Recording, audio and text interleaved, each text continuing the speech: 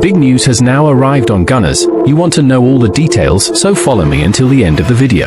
But first, if you are in love with Arsenal, show your love and subscribe to THE channel now and turn on notifications. Here we post daily news and behind the scenes of the biggest club in THE Premier League, Arsenal. Thank you. Martinelli, Saliba, and the challenge of a grueling schedule.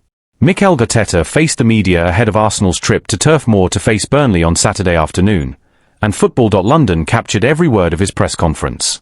Speaking at the Sober Realty Training Centre on Friday, the Arsenal manager provided key updates on injuries, squad rotation, and the growing strain of the team's relentless schedule. Both Gabriel Martinelli and William Saliba missed Arsenal's midweek clash against Brighton. Martinelli is still struggling with the injury he picked up in the win over Crystal Palace, while Saliba's condition remains under assessment. "We've got the same players available," Arteta said. Martinelli is still out. With Saliba, we'll have to wait and see after training this afternoon. The others are getting closer, but they're not ready yet. Asked how long Martinelli might remain sidelined, Arteta admitted, "We don't know yet, but this game will probably come too soon for him." Managing fatigue amid a ruthless fixture list. Arsenal face the possibility of playing 4 matches in just 8 days, a daunting run that has reignited discussion around fixture congestion and player welfare. Arteta was clear in his stance.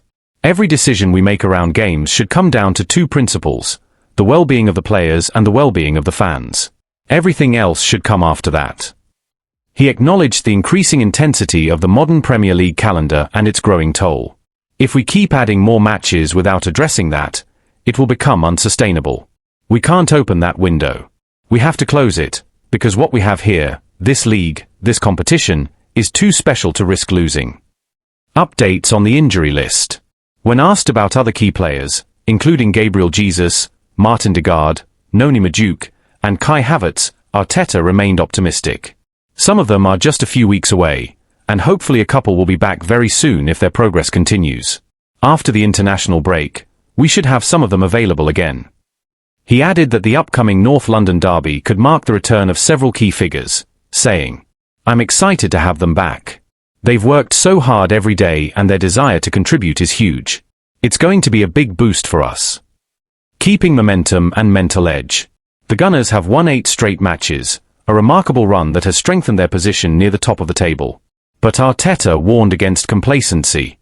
"It's very hard to build momentum, and very easy to lose it. We have to keep our sense of urgency, focus, and ambition. Every match presents a new challenge. Some require patience, others a different approach. Burnley will be tough. They're extremely well coached, and I have great respect for the job Scott has done there." He also reflected on the growing competitiveness of the Premier League. "The level rises every year. Better structures, better managers, better players. Every point is fought for by the smallest of margins. That's what makes this league so demanding." The human side of coaching. When asked whether choosing the starting lineup had become the hardest part of his job, Arteta smiled. "It's difficult, yes, especially when you have to leave certain players out. But that's part of our job. The players understand it, and what matters is how they respond. The way they've handled it has been outstanding. That's why, when they're called upon, they perform the way they do." He went on to explain how he manages disappointment among players. "It's something every footballer learns early on. Only 11 can start. But that doesn't mean the others aren't vital to the team. As a manager, you have to handle those moments with honesty and care. Sometimes, what feels like a setback becomes the best thing that ever happens to your career." Finding calm in the chaos. Arteta was also asked about his composure on the touchline, something he admits has evolved over time. "Experience helps. You learn to trust your team, your work, and the process. Feedback from people close to me has been important. I want my team to play with energy, creativity, and discipline, and that means I have to live the game the same way. But I'm always working on finding that balance." When pressed on who he turns to for advice, he offered only a hint. "A lot of people, some you might know, others I can't name. Even from other sports. Different perspectives can really help you see things clearly. Competition, cooperation, and culture." Asked about comments from young midfielder Miles Lewis-Skelly, who described the Emirates Stadium as our home, Arteta nodded with pride. "That's exactly how I feel. You have to feel it, the energy, the responsibility to defend your home, and the will to challenge anyone who steps too close. When players and fans share that mindset, we become much stronger. And when the team travels, the message doesn't change, only the setting. Away from home, the language changes, yes, but the purpose is the same. We adapt, but our goals don't. Arteta also touched on the competitive balance within his squad. That's what we want, every player pushing the other. It starts in training. Without high standards there, you can't expect to reproduce them in matches. The balance between competition and cooperation is everything. The bigger picture. As Arsenal navigate their most demanding stretch of the season, Arteta's focus remains on consistency, player welfare, and emotional balance, principles that define his leadership as much as his tactics. We have a big opportunity ahead, he said. But we know how hard it is to sustain this level. Tomorrow will be another tough game, and we'll need to reach that standard again. For Arteta, the challenge is no longer just about managing fixtures, it's about managing energy, mentality, and identity. In a season where every match matters, his calm determination has become Arsenal's compass through the chaos. The strain of success and the need for depth. As Arsenal's unbeaten run stretches further, the conversation around player fatigue and squad depth is becoming impossible to ignore. 8 wins on the bounce have underlined the team's resilience, but the physical and mental demands of competing on multiple fronts are starting to take their toll. Arteta has always emphasized intensity, in training, in pressing, in every minute of every match. But with so many fixtures packed into a short window, that intensity is testing the limits of even the most robust squads. We push the players to give everything, but we have to protect them too, Arteta said. It's about balance. We can't lose what makes us strong, the rhythm, the identity, but we also can't afford to burn out. Behind the scenes, the medical and performance staff have been working overtime. Recovery sessions are now as critical as tactical meetings.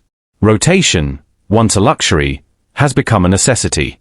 And while young players like Miles Lewis-Skelly and Royal Walters have impressed when called upon, the demands of maintaining Premier League, FA Cup, and European ambition simultaneously remain enormous.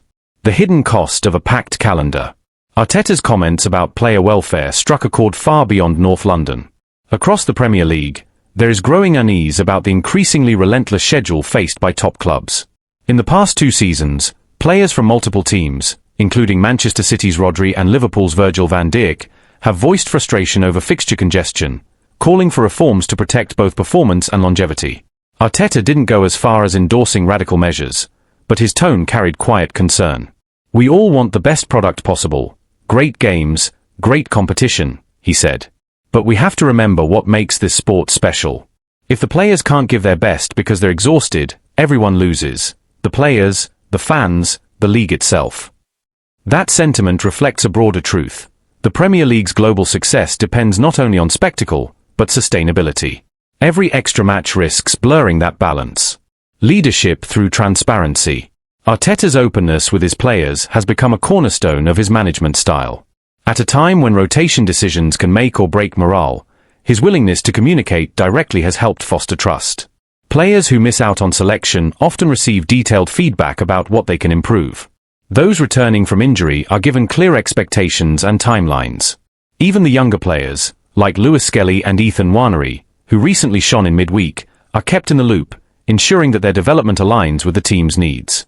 It's not about telling them what they want to hear, Arteta said. It's about being honest. Sometimes that means saying no. But honesty builds belief, and belief builds culture. That clarity has filtered through the dressing room. Senior players such as Martin Odegaard and Declan Rice have become extensions of Arteta on the pitch, helping maintain standards even when the manager can't. Arsenal's mental evolution. There's a quiet maturity to this Arsenal team that wasn't there 2 seasons ago.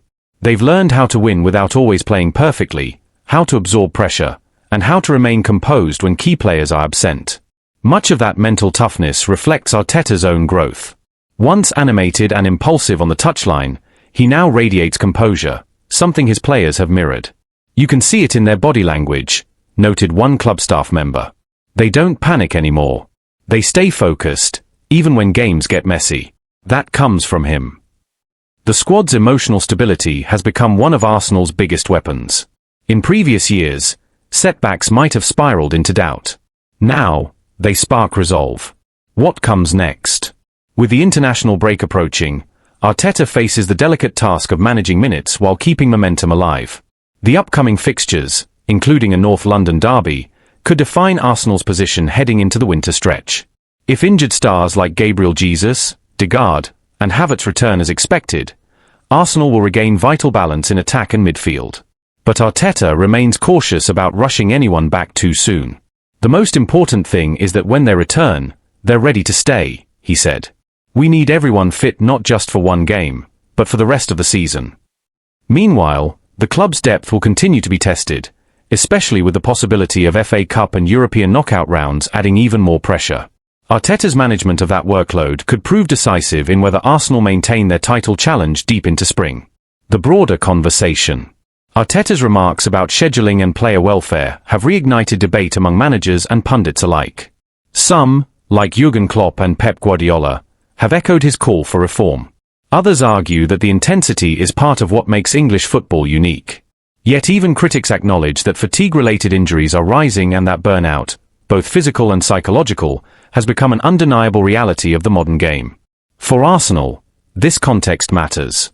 They are not just fighting opponents on the pitch, they're also fighting time, fatigue, and the calendar itself. Still, Arteta's focus remains unwavering. We have a big opportunity this season, he said. But we'll only achieve it by staying united, by taking care of each other, and by never losing sight of who we are. In a league that demands perfection, Arsenal's greatest strength may not be their tactics or their talent, but their ability to stay human amid the chaos. Everything Mikel Arteta said about Arsenal versus Crystal Palace, Gabriel's injury, set pieces, and ease. Mikel Arteta spoke to the media ahead of Arsenal's clash with Crystal Palace, and Football.London has the full coverage from his press conference. Eberechi Eze will face his former club on Sunday, and Arteta reflected on the emotions of playing against old friends. He also delved into Arsenal's set-piece strategy, a topic that continues to dominate discussion, and provided updates on Gabriel Magalhaes and other long-term absentees. Not much to report, really. Big Gabby had to leave the pitch with an issue, and he hasn't trained yet. We'll see how he progresses over the next 24 hours and whether he'll be available for the weekend, Arteta said.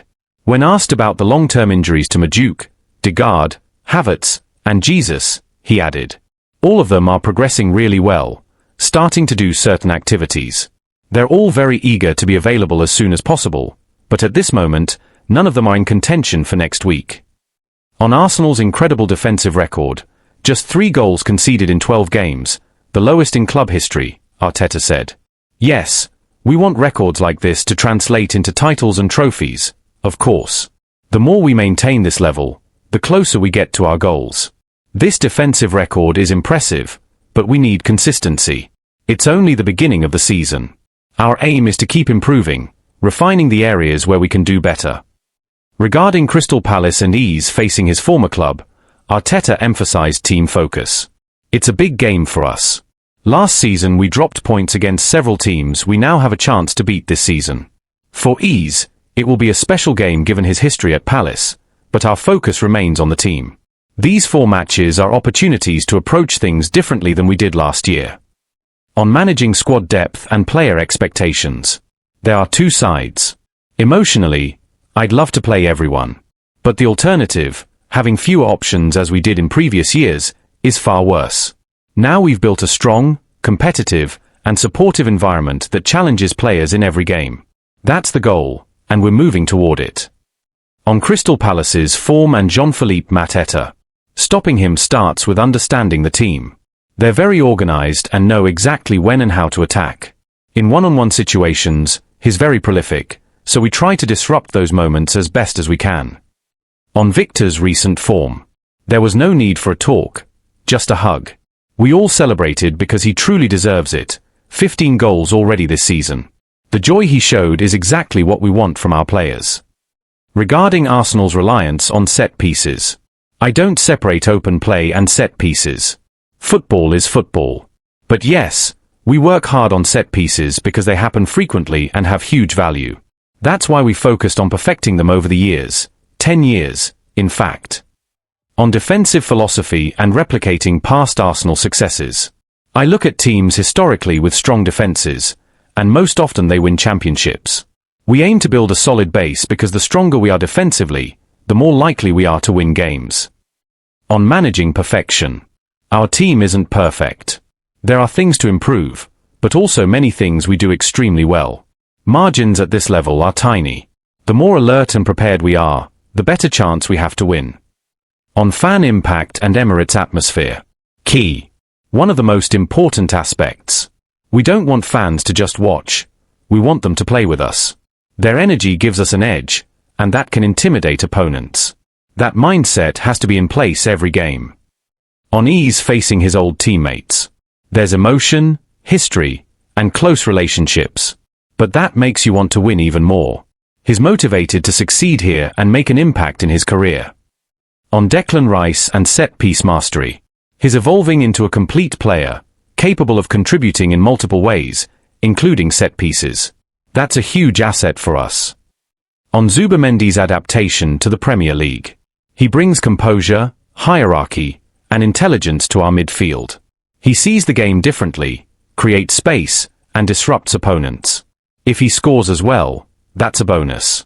But his understanding and synergy with teammates elevate him to another level. On Arsenal's long-term vision and patience. This is a decade-long journey. It's about building culture, training smart, and constantly finding ways to improve.